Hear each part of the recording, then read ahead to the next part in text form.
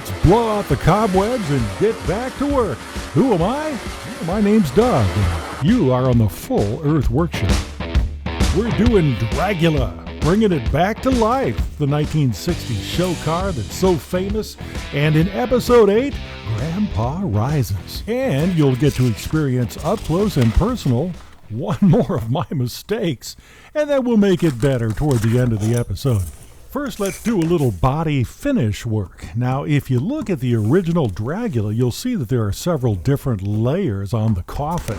I'm not going to be doing the fleur-de-lis decoration that goes all the way around the coffin, just because I think it's a little garish. And we're making an up-to-date Dragula. Hey, something in the new millennium. Here is one more go at styrene lamination. We already have 2 layers on this top crowned area of the coffin, and we're going to put one more in, because if you look at the original Dragula, that's exactly what they have. That's going to help us too. That's going to make that just a little bit stiffer up on the top, and you'll see that it makes a nice frame around that engine and also the cockpit. One thing I have found out, the old AMT kit, you know, the one that I keep saying is not very good. Well, the canopy is actually a little bit too small. That's okay. We're going to still go with it here. But I did notice it's offset just a little bit. And then a little later, we're going to put Grandpa in the casket. And like the Honorable Dr. Frankenstein before me, I'm going to make a terrible mistake and have to start all over again. Now, I'm not going to make you watch too much of the creation, but for a little giggle here and there, it'll be worthwhile. Did you see I used a little bit of aluminum tubing to do some curving of this part before it goes into place? We're going to slather this tiny part with a lot of Tamiya glue and tape it into place. And within about a minute or two, it's going to be all ready to roll. I think once we get this coffin complete, you'll agree with me that all of this decoration that's around this casket just gets to be an eyesore. I think it's going to look a lot more greasy and mean if we keep it nice and clean. And now that we've added one more layer of lamination, we've got to reseat the canopy in here to make sure it sits nice and flat before we sit Grandpa in there. So if you have a hobby-loving son like I do, you'll start to find some of your stuff missing. And it was this way with the Tamiya putty, and unfortunately my store was out. So literally I had to drive about an hour to be able to get my materials back. That's okay, I needed the fresh air anyway. And now we're starting to fill in these gaps, and there really aren't very many of them, but to make this look like it's a very complete piece, I'm going to have to make sure that I go in with some very light sandpaper and just work on the edges of this trim, and it's really going to make the thing look so much better. One of the things I noticed when I was a kid was the big round gas tank that was in the front. I always thought it was so cool. It turns out now that that is a classic hot rod part that's very hard to get. But we are going to recreate it here using a little bit of aluminum tubing that I had on hand, and then we'll put caps on it. The reason we're doing this is it makes it so much easier to sand. A lot of times cutting out circles in thick styrene is kind of an exercise in futility. But when you put it up against something that's hard, you can actually sand it nice and smooth without very much effort. These vintage tanks apparently are really hard to get now in the hot rod scene. It's made by Alco, and I guess you're going to pay a pretty penny to get one. Luckily, we'll make a tiny one from easily had material. Something I really enjoy about using the original materials to make something is you really don't have to paint that part. You can sometimes just leave it in that aluminum and do a nice clear spray over it, and it looks like real metal because, well, it is real metal.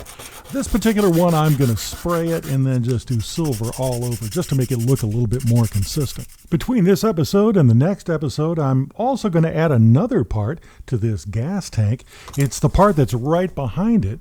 It'll be the radiator section. It'll be a very simple little addition to the coffin, but you'll see that adding some actual screen back there is going to make it, well, scream. Sometimes I have a little bit of an argument going on in my head, wondering what part I should put on and glue down before another one. And some I just decide to leave off and paint them separately, put them on afterward. And this is one of those parts, just because I've got some detailing to do in the radiator section, and I want to make sure that I have good access to it. We're just about ready to have Grandpa rise from the slab, but before I show him to you, take a look at this picture of the AMT kit. This is an example of the heinous figure that was included. And I figured to myself, hey, I could probably at least do that well. So we jump into it now. One thing I got to tell you is this thing is tiny, and I am using Sculpey polymer clay. But unfortunately, I didn't use the original. I used the Sculpey III, which is way too soft to my taste. And so it ends up looking like a little bit of whipped cream. I'm going to play a little bit of music here, let you watch me fiddle at this one.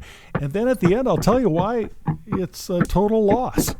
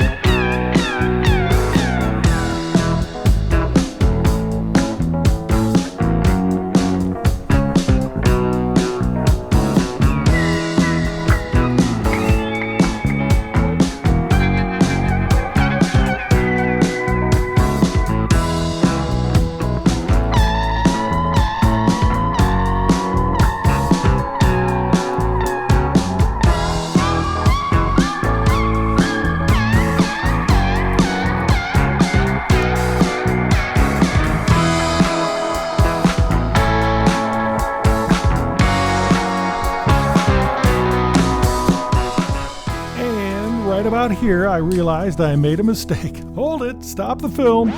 You see what I did wrong? Totally the wrong scale. If he's supposed to be in a coffin, he should be much larger than that. Well, at least I got a nice parachute out of that batch that we'll put on the back. That'll work very nicely. But what are we going to do about old Grandpa? Well, we're going to start all over. That's what we're going to do. Now I'm going to go back and do what I should have done in the first place. Do a sketch that shows how large his head must be, and that's a great starting point for doing a figure. Well, I just didn't think it through. I got off on a false sense of security, and look where it took me. Well, I'm going to cut out of this small styrene, the very thin styrene part, that makes sure that the figure I make can actually fit in the cockpit. This is a great way to check yourself before you wreck yourself. When I look at the previous character, I realize I also had his positioning wrong. If you're in a casket, you're actually more laying out than you are sitting up. And making sure that his head is the proper size for the casket is where we're going to begin here. And I also have the cockpit, so I can make sure that he actually fits in there. So let's start with a picture of actor Al Lewis, who played Grandpa Munster on the Munsters, along with Fred Gwynn, who played Herman. They were kind of like a Laurel and Hardy, just a perfect pair for that show. And one of the cool things about Al Lewis is his face is almost a caricature. He just had this terrific face that almost didn't look real, looked like it was made of rubber. So that's really good for us. So I'm going to work on a caricature of a caricature. It's going to be a highly stylized version of Al Lewis. And we might even put some racing goggles on him before it's all over. Hey, if you've decided to build your own Dragula after watching this series of videos, good news, because I will be putting in the description links to all of the different materials that you need. And this particular material I'm working on is called Sculpey. I recommend the original Sculpey, or maybe even the stiff version of Sculpey, which has the consistency of whipped cream. It is way too soft for my taste. To make it hold up a little bit better as you work, go with the original Sculpey. You can see here I'm very, very carefully working on adding some of these as an applique. Some of the little details like his bow tie and his medal, whatever that medal is, he's wearing it now. You can see that his hair is actually accentuated. I think maybe as a final touch I will work on some styrene goggles to put on him, because in this series he wore goggles whenever he raced Dragula. Stick a fork in Grandpa, he is done. And so is this episode. Hey, you didn't think you'd be sculpting today, did you? Time to hop on top of the workshop. Yep, it is your turn to subscribe, and if you like this video, share it with somebody you really like. We'll see you next week.